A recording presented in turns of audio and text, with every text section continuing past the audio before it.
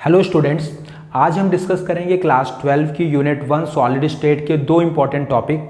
First, crystal lattices and unit cells, and second, number of atoms in a unit cell. इन दोनों topics को करने के बाद आपको ये पता चलेगा कि सॉलिड के अंदर कॉन्स्टिट्यूएंट पार्टिकल्स का अरेंजमेंट किस तरह से होता है। तो चलिए स्टार्ट करते हैं। First topic, crystal lattices and unit cells. Students, crystal lattice is a three-dimensional arrangement of points in space, whereas unit cell is the smallest portion of crystal lattice, which when repeated in different directions generates the entire lattice. Students, अब हम crystal lattice और unit cell को diagram के through समझते हैं। जैसा कि आप यहाँ पे देख सकते हो, ये पूरा जो थ्री डायमेंशनल अरेंजमेंट आपको दिखाई दे रहा है, जहाँ पे पॉइंट्स आपस में जुड़े हुए हैं, this entire structure is known as crystal lattice. इसके अंदर जो आपको पॉइंट्स दिखाई दे रहे हैं, ये पॉइंट्स रिप्रेजेंट करते हैं किसी एटम, आयन या मॉलिक्यूल को, और इसे हम बोलते हैं, इस पॉइंट को हम बोलते हैं लैटिस पॉइंट या लैटिस साइट, जो आपस में स्ट्रेट लाइंस से के थ्रू जोड़कर दिखाए जाते हैं। तो ये पूरा स्ट्रक्चर जो है, this is the crystal lattice. और जो ये कलर्ड पोर्शन आपको दिख रहा है, this is the smallest portion of the crystal lattice, this is called unit cell. मतलब यूनिट सेल जब डिफरेंट डायरेक्शंस में रिपीट होता है, तब वो पूरे क्रिस्टल लैटिस का फॉर्मेशन करता है। तो यहाँ पे आपको समझ में आया कि क्रिस्टल लैटिस और यूनिट सेल क्या होते हैं। इसको समझने के लिए हम एक डेली लाइफ का एग्जाम्पल भी ले सकते हैं। सपोज आप जिस रूम में बैठे हुए हो, उस रूम को अगर आप यूनिट सेल मान लो, और आप ये अज्यूम करो कि ये जो रूम है जिसमें आप बैठे हो, वो इस तरह की बिल्डिंग में है जिसमें इस तरह के सिमिलर रूम्स बहुत सारे हैं। मतलब एक ऐसी बिल्डिंग है जिसमें सेम साइज़ के बहुत सारे रूम बने हुए हैं। उनमें से एक रूम को आप यूनिट सेल मान सकते हो, और जो इंटायर बिल्डिंग होगी वो क्रिस्टल लैटिस को रिप्रेजेंट करेगी। तो इस तरह से ये डिफरेंस होता है यूनिट सेल और क्रिस्टल लैटिस में। अब डिफरेंट सॉलिड्स के अंदर जो यूनिट सेल्स होते हैं वो सेम तरह के नहीं होते। डिफरेंट सॉलिड्स के अंदर यूनिट सेल्स अलग अलग तरह के होते हैं। उनको हम कैरेक्टराइज्ड कैसे करते हैं वो देखते हैं। अब डिफरेंट सॉलिड्स के अंदर जो यूनिट सेल्स होते हैं वो 6 पैरामीटर्स के थ्रू कैरेक्टराइज्ड हो सकते हैं या आइडेंटिफाई किए जा सकते हैं। उसे हम इस डायग्राम के थ्रू देखते हैं। जैसा कि आप यहाँ पे देख सकते हो कि हमने यहाँ पे एक यूनिट सेल का डायग्राम लिया हुआ है। इस यूनिट सेल के अंदर 6 पैरामीटर्स हैं जिसके थ्रू हम किसी यूनिट सेल को कैरेक्टराइज्ड कर सकते हैं। ये 6 पैरामीटर्स क्या हैं? ए, बी, सी और अल्फा, बीटा, गामा। स्टूडेंट्स, ए, बी, सी ये एज लेंथ है। कोई भी एक पॉइंट आप ले सकते हो यूनिट सेल के अंदर, और उस पॉइंट के अराउंड जो 3 एज होंगे तो उनकी लेंथ रिप्रेजेंट हो रही है ए, बी, सी से। तो A, B, C is the edge length, और अल्फा, बीटा, गामा जो है वो यहाँ पे एंगल है। आप देख सकते हो कि एज लेंथ ए और बी के बीच में जो एंगल है वो गामा है। एज लेंथ बी और सी के बीच में जो एंगल है वो अल्फा है, और एज लेंथ ए और सी के बीच में जो एंगल है वो बीटा है। ये आर्बिट्रेरी नहीं है, मतलब आप किसी भी एंगल को अल्फा, बीटा, गामा नहीं बोल सकते हो। ऐसा आप नहीं कर सकते हो कि ए और बी एज लेंथ के बीच में जो एंगल है उसको अल्फा नाम दे दो। तो ये फिक्स्ड है और आपको इसी तरह से ये यूज़ करने हैं। स्टूडेंट्स, अब आगे बढ़ने से पहले मैं आपको एक बार क्रिस्टल लैटिस को ड्रॉ करके दिखा देता हूँ कि आपको पेपर पे क्रिस्टल लैटिस को किस तरह से बनाना है, क्योंकि ये कॉम्प्लेक्स स्ट्रक्चर होता है। तो एक बार चलिए देखते हैं।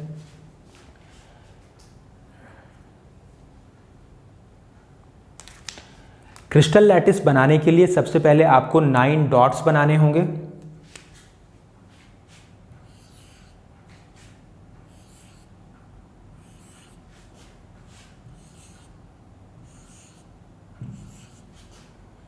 ये जो डॉट्स मैं बना रहा हूं, ये लैटिस पॉइंट या लैटिस साइट को रिप्रेजेंट कर रहा है। अब इन्हें आपको स्ट्रेट लाइन से जोड़ देना है, हॉरिजॉन्टली और वर्टिकली दोनों तरफ से। तो इनको हम अब ज्वाइन कर देते हैं।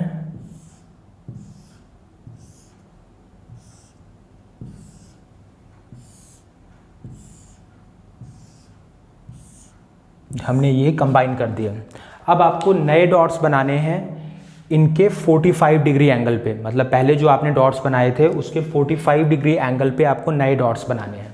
तो इसका 45 डिग्री ये हो गया, इसका 45 ये है, इसका 45 ये है, ऐसे ही इसका 45 ये है, 45 ये हो गया, 45 ये हो गया। तो ये इस तरह से आप ये नए डॉट्स बना लो। और नए डॉट्स को भी आपको बिल्कुल उसी तरह से कंबाइन करना है जैसे आपने पिछली बार डॉट्स को कंबाइन किया था। तो इनको हम कंबाइन कर लेते हैं।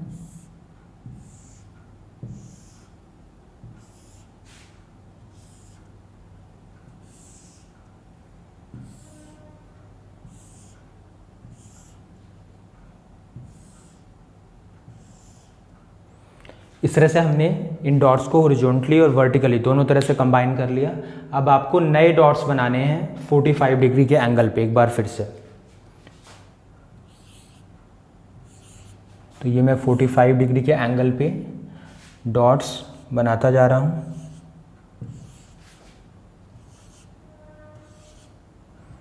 इनको आपको फिर से उसी तरह से कंबाइन करना है हॉरिजॉन्टली और वर्टिकली जैसे आपने पहले किया था।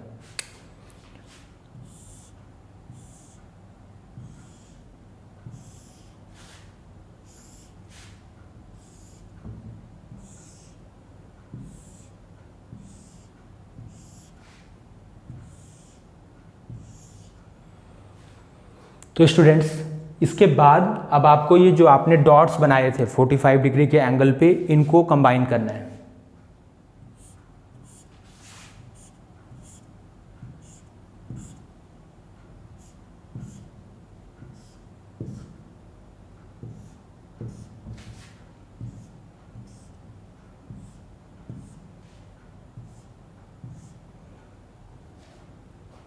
तो इस तरह से स्टूडेंट्स ये आपका क्रिस्टल लैटिस तैयार है।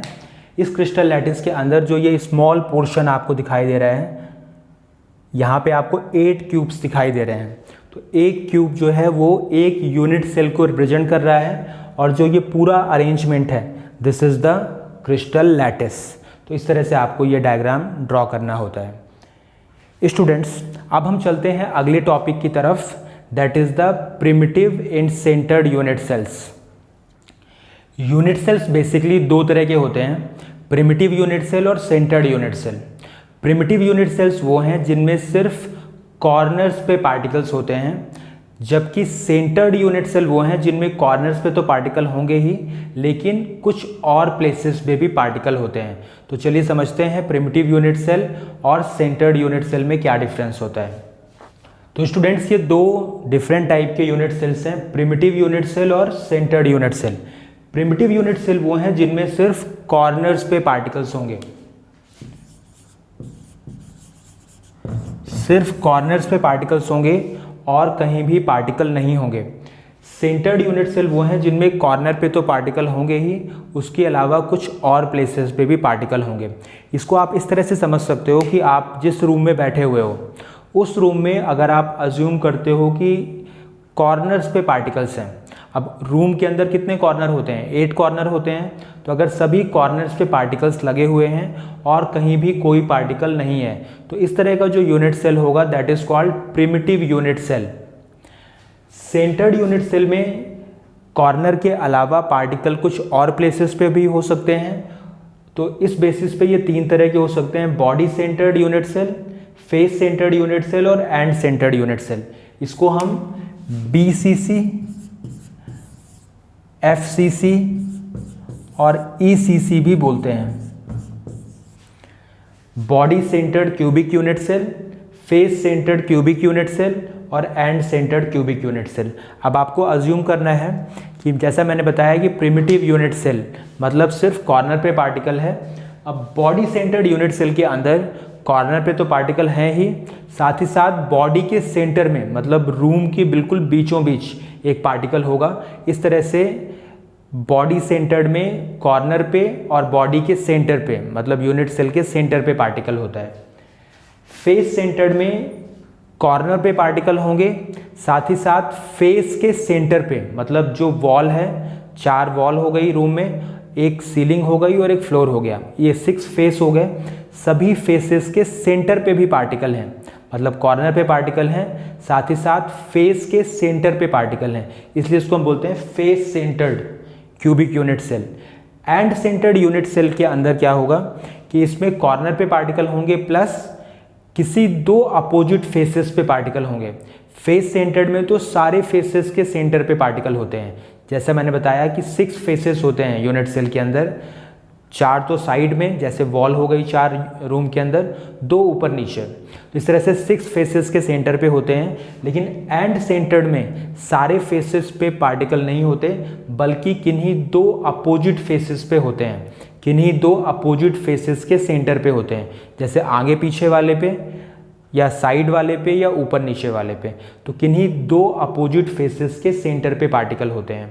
ये इनके डायग्राम अगले टॉपिक में डिटेल में आएंगे, तब मैं आपको और डिटेल में बताऊंगा कि कॉन्स्टिट्यूएंट पार्टिकल्स का एक्चुअल अरेंजमेंट किस तरह से होता है और एक्चुअल नंबर ऑफ पार्टिकल कितने होते हैं। स्टूडेंट्स, अब नेक्स्ट टॉपिक है 7 primitive unit cells in their possible variations as centred unit cell. इस टॉपिक के लिए बुक में एक टेबल दी हुई है, टेबल 1.3 एनसीईआरटी में, जिसमें कितने टाइप के क्रिस्टल सिस्टम पॉसिबल हैं वो गिवन है, उसके बाद उसके एज लेंथ क्या होंगे, उसके एक्सियल एंगल्स क्या होंगे और उसके पॉसिबल वेरिएशंस क्या होंगे, ये सारा डिटेल में दिया हुआ है। तो मैं आपको वो टेबल यहाँ पे ड्रॉ करके दिखाऊंगा कि वहाँ पे क्या क्या इन्फॉर्मेशन गिवन है। ये सारी इन्फॉर्मेशन आपको अच्छी तरह से लर्न रखनी है, क्योंकि ये एग्जाम में अक्सर पूछा जाता है, तो ये बोर्ड के पॉइंट ऑफ व्यू से भी बहुत इंपॉर्टेंट है और कॉम्पिटिशन्स की तैयारी कर रहे हैं जो बच्चे, उस पॉइंट ऑफ व्यू से भी ये बहुत इंपॉर्टेंट है। तो चलिए देखते हैं। आप यहाँ पे देखोगे कि टोटल 14 टाइप्स के यूनिट सेल्स पॉसिबल हैं, जिसमें प्रिमिटिव यूनिट सेल्स 7 टाइप के हो सकते हैं और उनके वेरिएशंस मिला के 14 टाइप के होंगे। तो टोटल 14 टाइप के यूनिट सेल्स पॉसिबल हैं और उनको हम कलेक्टिवली बोलते हैं ब्रेवियस लैटिस। तो आप ब्रेवियस लैटिस को डिटेल में यहाँ पे पढ़ने जा रहे हो। तो सबसे पहले आप हम देखेंगे यहाँ पे कि क्रिस्टल सिस्टम्स कितने टाइप के हो सकते हैं।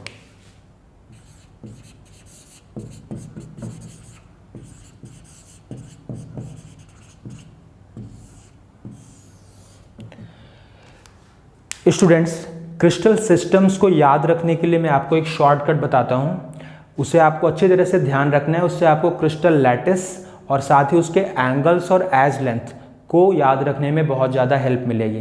तो चलिए स्टार्ट करते हैं।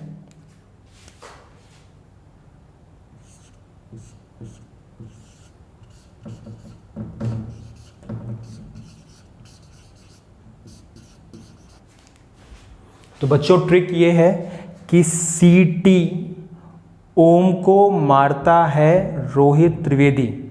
2 बच्चे हैं क्लास में, सपोज एक का नाम है ओम और दूसरे का नाम है रोहित त्रिवेदी। तो ओम को सीटी मार रहा है, कौन मार रहा है? रोहित त्रिवेदी। अगर सपोज ओम के पास एक नोटबुक है, वो नोटबुक चाहिए रोहित को, तो वो नोटबुक मांगने के लिए रोहित ओम को सीटी मार के बुला रहा है। अब सी का मतलब हो गया यहाँ पे क्यूबिक, टी का मतलब हो गया टेट्रागोनल,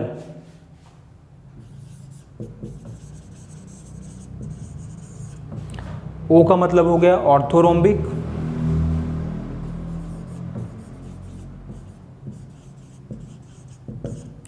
एम का मतलब हो गया मोनोक्लिनिक,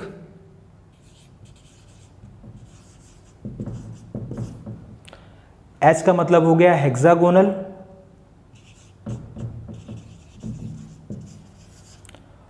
रो का मतलब हो गया रोम्बोहेड्रल,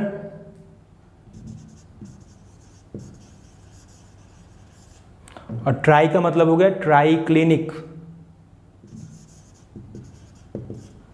तो बच्चों, एक बार ट्रिक मैं आपको फिर बताता हूं। सीटी ओम को मारता है रोहित त्रिवेदी, ये करके आपको 7 क्रिस्टल सिस्टम्स के नाम याद रहेंगे। ये क्रिस्टल सिस्टम के नाम आपको इसी सीक्वेंस में रखने हैं, तभी आपके एज लेंथ और एंगल का जो वेरिएशन है वो सही सही मिलेगा आपको। तो अब हम देखते हैं कि एज लेंथ क्या होगी।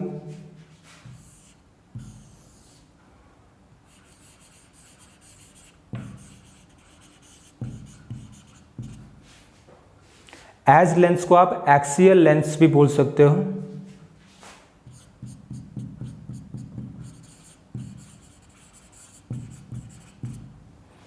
और उसके बाद अगला जो कॉलम मिलेगा वो है एक्सियल एंगल्स का।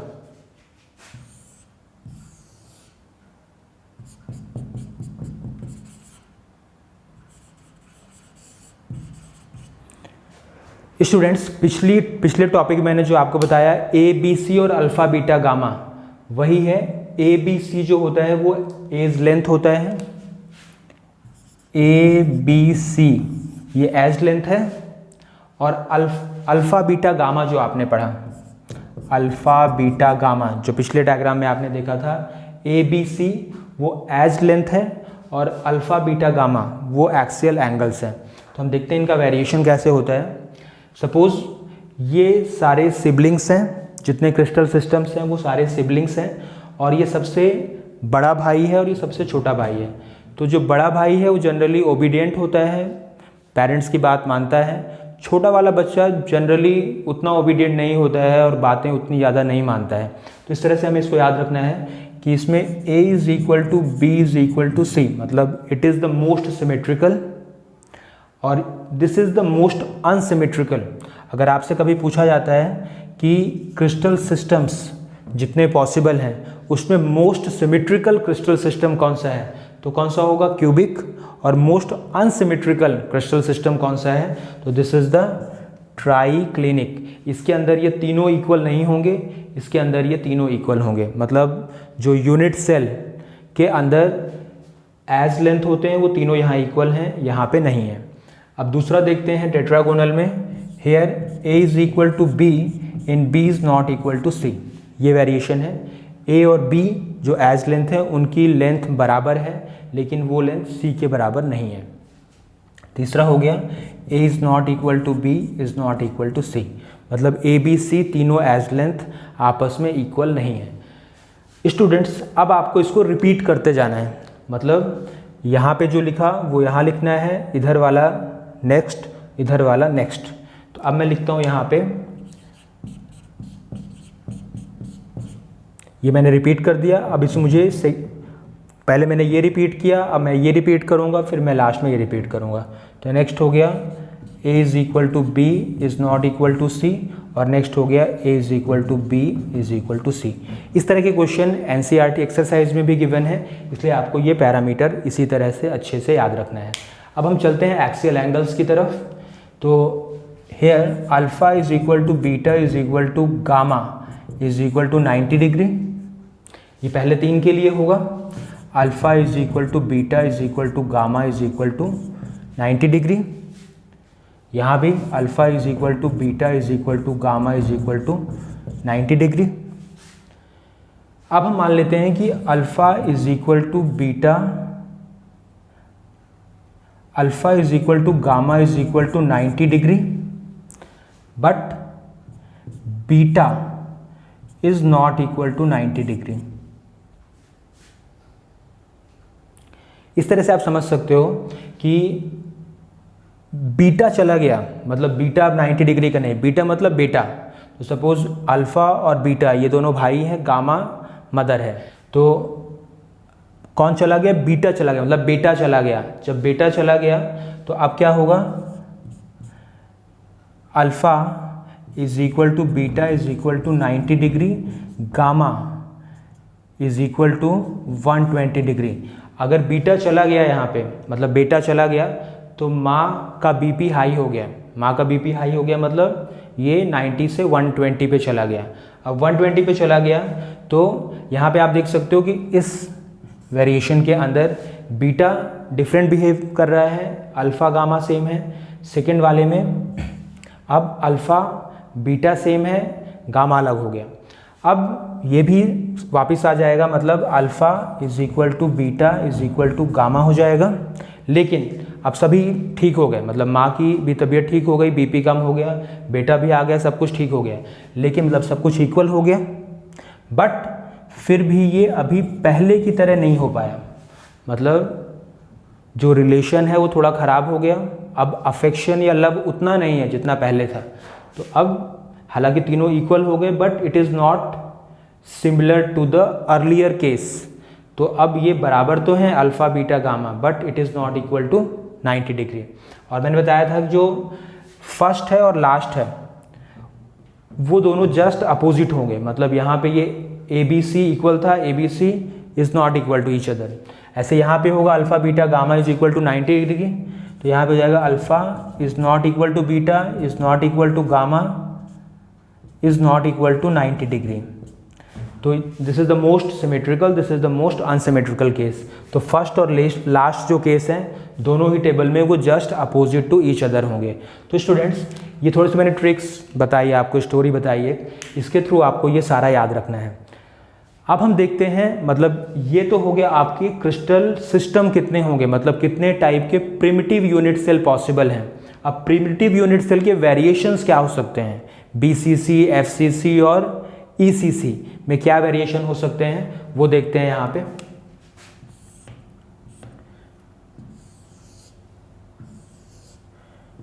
इसको हम 4 पार्ट में डिवाइड कर देते हैं। पहला पार्ट है फॉर प्रिमिटिव। प्रिमिटिव का मतलब है प्रिमिटिव यूनिट सेल, मतलब जिसमें सिर्फ कॉर्नर्स पे पार्टिकल होंगे। दूसरा है फॉर बीसीसी, मतलब जिसमें कॉर्नर पे पार्टिकल होंगे प्लस बॉडी के सेंटर पे पार्टिकल होगा। तीसरा है फॉर एफसीसी, जहाँ पे कॉर्नर पे पार्टिकल होंगे प्लस सारे फेसेस के सेंटर पे पार्टिकल होंगे। लास्ट है फॉर ईसीसी, मतलब इसमें कॉर्नर से पार्टिकल होंगे और किन्हीं 2 अपोजिट फेसेस के सेंटर पे पार्टिकल होंगे। तो इनमें से क्या क्या वेरिएशन हो सकता है हम वो देखते हैं। पहली बात तो प्रिमिटिव सभी में होगा, प्रिमिटिव जो केस है वो सभी में होगा, लेकिन बाकी में वेरिएशन देखने के लिए आपको एक नंबर याद रखना पड़ेगा, दैट इज 3, 2, 4। ये नंबर आपको याद रखना पड़ेगा। तो फर्स्ट वाले के अंदर तो 3 हो गए, 3 मतलब प्रिमिटिव, बीसीसी और एफसीसी। इसके बाद वाले में 2 मतलब प्रिमिटिव और बीसीसी। इसके बाद वाले में 4 प्रिमिटिव, बीसीसी, एफसीसी और ईसीसी। अब हम टोटल काउंट कर लेते हैं। 7 तो ये हो गए, 8, 9, 10, 11, 12, 13, टोटल 13 यूनिट सेल्स हो गए हैं। और होते कितने हैं, 14 होते हैं। तो जो 14th है वो मिलेगा आपको मोनोक्लिनिक में, मोनोक्लिनिक में हो जाएगा ईसीसी। इस तरह से टोटल 14 टाइप के यूनिट सेल्स पॉसिबल हैं। ये अगर प्रिमिटिव यूनिट सेल पूछा जाता है तो 7 टाइप के प्रिमिटिव यूनिट सेल्स पॉसिबल हैं, जिसको हम क्रिस्टल टाइप बोलते हैं। और टोटल अगर यूनिट सेल्स की बात की जाए कि टोटल वेरिएशन कितना हो सकता है, तो 14 डिफरेंट टाइप के यूनिट सेल्स हो सकते हैं, जिसको हम कलेक्टिवली ब्रेवियस लैटिस बोलते हैं। तो आपने देख लिया ब्रेवियस लैटिस कौन कौन से होते हैं।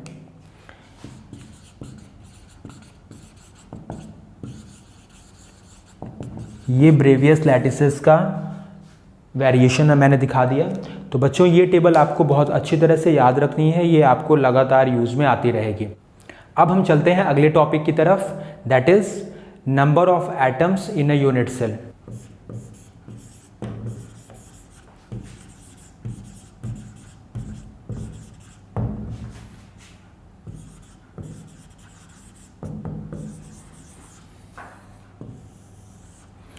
जो मैंने अभी टेबल बनाई थी, उस टेबल बनाने से पहले जो हम टॉपिक कर रहे थे primitive end centred unit cell, तो अब हम देखेंगे प्रिमिटिव यूनिट सेल और 3 टाइप के जो सेंटर्ड यूनिट सेल थे, बीसीसी, एफसीसी और ईसीसी, उनके अंदर एक्चुअली एक यूनिट सेल में कितने पार्टिकल्स होते हैं। Particles means constituent particles. तो चलिए कैलकुलेशन करते हैं। सबसे पहले लेते हैं प्रिमिटिव यूनिट सेल।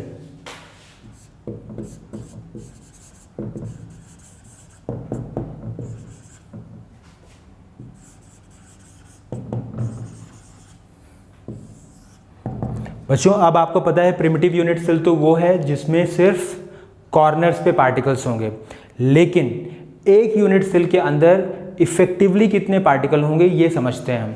बच्चों जैसा कि आप यहाँ पे डायग्राम के अंदर देख सकते हो कि एक्चुअल में तो यूनिट सेल के सारे कॉर्नर्स मतलब 8 कॉर्नर्स पे पार्टिकल्स हैं, लेकिन जो पार्टिकल दिखाई दे रहे हैं हमें कॉर्नर पे, उस पार्टिकल का पूरा कंट्रीब्यूशन मतलब उन 8 कॉर्नर के एटम्स का पूरा कंट्रीब्यूशन उस सेम यूनिट सेल के लिए नहीं है, बल्कि कॉर्नर पे जो भी पार्टिकल हैं वो डिफरेंट यूनिट सेल्स में सब डिवाइडेड हैं। तो इसके लिए मैं एक एग्जांपल लेता हूँ डेली लाइफ का कि सपोज आप जिस रूम में बैठे हुए हो, आप उसके किसी भी एक कॉर्नर की तरफ देखो, उस कॉर्नर के ऊपर आप अज्यूम करो कि एक सर्कल लगा हुआ है, एक बड़ी बड़ी सी बॉल लगी हुई है। वो ball 8 similar type of rooms में इक्वली सब डिवाइडेड है। जैसे जिस रूम में आप बैठे हो उसके साइड में एक रूम होगा, उसके पीछे एक रूम होगा, उस पीछे के साइड वाले में एक रूम होगा, मतलब 4 रूम नीचे हो गए, ऐसे ही 4 रूम ऊपर हो गए, और उसके कॉर्नर में पार्टिकल है। जैसा कि यहाँ पे डायग्राम में दिखाया हुआ है कि ये एक पार्टिकल जो दिखाई दे रहा है और 8 क्यूब्स हैं। तो एक पार्टिकल 8 क्यूब्स के अंदर सब डिवाइडेड है। तो एक यूनिट सेल के लिए उसका कंट्रीब्यूशन कितना हो गया 1/8, और टोटल कितने पार्टिकल्स हैं, टोटल 8 पार्टिकल्स हैं। तो 1/8 × 8 मतलब यूनिट सेल जो हुआ, प्रिमिटिव यूनिट सेल, उसके अंदर effectively number of constituent particle कितने हो गए, 1 पार्टिकल हो गया। तो कैलकुलेशन हम इस तरह से कर समझ सकते हैं, in primitive unit cell 8 corners atoms, 8 corners पे एटम्स हैं, लेकिन एक एटम का जो इफेक्टिव कंट्रीब्यूशन है for 1 unit cell, that is the 1/8 atom per unit cell, जैसा आपने डायग्राम में देखा था। और इसके बाद अब क्या हो जाएगा, ये 8 × 1/8 = 1। मतलब प्रिमिटिव यूनिट सेल के अंदर अगर आपसे पूछा जाता है कि नंबर ऑफ एटम्स कितने होते हैं, तो नंबर ऑफ एटम हो जाएंगे 1। वो किस तरह से हुए वो आपने यहाँ पे देख लिया। अब हम चलते हैं सेंटर्ड यूनिट सेल्स की तरफ। BCC, FCC और ECC को हम एक एक करके समझेंगे।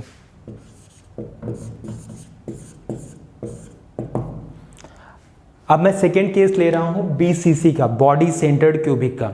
बच्चों बॉडी सेंटर्ड क्यूबिक आपको मालूम है कि ये इस तरह का यूनिट सेल है जिसमें कॉर्नर्स पे तो पार्टिकल होंगे ही, साथ में बॉडी के सेंटर में भी एक पार्टिकल होगा, मतलब यूनिट सेल के सेंटर में भी एक पार्टिकल होगा। तो देखते हैं, जैसा कि आप यहाँ पे डायग्राम के अंदर देख सकते हो कि कॉर्नर्स पे पार्टिकल बिल्कुल उसी तरह से हैं जिस तरह से ये प्रिमिटिव यूनिट सेल के अंदर थे। साथ ही साथ इसमें एक आपको नया पार्टिकल भी दिख रहा है जो बॉडी के बिल्कुल सेंटर में है, बीच में है। तो देखते हैं इसकी कैलकुलेशन क्या होगी। जो कॉर्नर के पार्टिकल्स की कैलकुलेशन है वो तो एग्जैक्टली सेम होगी as we discuss in case of primitive unit cell. तो 8 कॉर्नर एटम्स इनटू एक एटम का कंट्रीब्यूशन कितना है 1/8 है, जो हमने पहले भी देख लिया। उसी तरह से 1/8 एटम पर यूनिट सेल। तो इफेक्टिव कंट्रीब्यूशन कितना हो गया 1 एटम। लेकिन बॉडी के सेंटर में, जैसे आप जिस रूम में बैठे उसके बिल्कुल सेंटर में अगर एक पार्टिकल है तो उसका कंट्रीब्यूशन इसके साइड वाले सेल्स के साथ नहीं होगा। मतलब साइड में जो रूम है उसके लिए उसका कंट्रीब्यूशन कुछ भी नहीं होगा, पूरा का पूरा कंट्रीब्यूशन कहाँ होगा, जिस यूनिट सेल के अंदर ये प्रेजेंट है। तो जो बॉडी के सेंटर पे है, बॉडी के सेंटर पे कितना है 1 एटम है। तो 1 बॉडी सेंटर्ड एटम, और कंट्रीब्यूशन कितना है इसका, पूरा का पूरा है, इसलिए हो जाएगा 1 × 1 = 1 एटम। तो इसलिए टोटल नंबर ऑफ एटम कितने हो जाएंगे, जो कॉर्नर पे एटम है उनका कंट्रीब्यूशन हो गया 1 एटम, और जो बॉडी के सेंटर पे उसका कंट्रीब्यूशन हो गया 1 एटम। तो टोटल नंबर ऑफ एटम कितने हो गए 2 एटम हो गए। Means therefore number of atoms per unit cell in case of BCC = 2 atom. तो आपने डायग्राम में भी देखा कि सिर्फ कॉर्नर्स पे पार्टिकल नहीं है बल्कि बॉडी के सेंटर पे भी पार्टिकल है। अब हम चलते हैं अगले यूनिट सेल की तरफ, दैट इज द FCC, मतलब face centred cubic unit cell. Face centred cubic unit cell के अंदर पार्टिकल्स कॉर्नर्स पे होंगे प्लस फेस के सेंटर पे होंगे। जैसा कि आप डायग्राम में देख सकते हो कि पार्टिकल्स यहाँ पे कॉर्नर्स पे हैं प्लस सारे फेसेस के सेंटर पे हैं। जैसा मैंने आपको पहले ही बताया था कि टोटल एक यूनिट सेल में 6 फेसेस होते हैं। आप इस तरह से अज्यूम कर सकते हो या समझ सकते हो कि जिस रूम में आप बैठे हुए हो उसके अंदर 4 वॉल हो गई और एक सीलिंग और एक फ्लोर हो गया। इस तरह से 6 फेसेस हो गए। सभी फेसेस के सेंटर पे भी पार्टिकल हैं जो आपको यहाँ पे डायग्राम में दिखाई दे रहा है। लेकिन जो फेस के सेंटर पे पार्टिकल होता है उसका पूरा कंट्रीब्यूशन उस यूनिट सेल के लिए नहीं होता है, बल्कि वो पार्टिकल 2 एडजेसेंट यूनिट सेल्स में इक्वली डिवाइडेड होता है। तो अगर आप अज्यूम करना चाहते हो तो आप अपने जिस रूम में आप बैठे हुए हो उसकी कोई भी दीवार को आप कंसिडर कर सकते हो कि उसके ऊपर एक पार्टिकल है और वो पार्टिकल 2 यूनिट सेल्स के, जो यूनिट सेल मतलब जिसमें आप बैठे हुए हो वो यूनिट सेल या रूम, और उसके जो साइड वाला रूम है जिसके साथ वो कॉमन है वॉल, उसके साथ वो जो पार्टिकल है वो इक्वली सब डिवाइडेड है। इसलिए एक यूनिट सेल के लिए कंट्रीब्यूशन कितना हुआ, 1/2 हुआ। तो इसकी कैलकुलेशन करते हैं। 8 कॉर्नर्स एटम्स, जो कॉर्नर के एटम्स हैं उनका कंट्रीब्यूशन तो एग्जैक्टली सेम होगा जैसा हमने पहले कैलकुलेट किया था।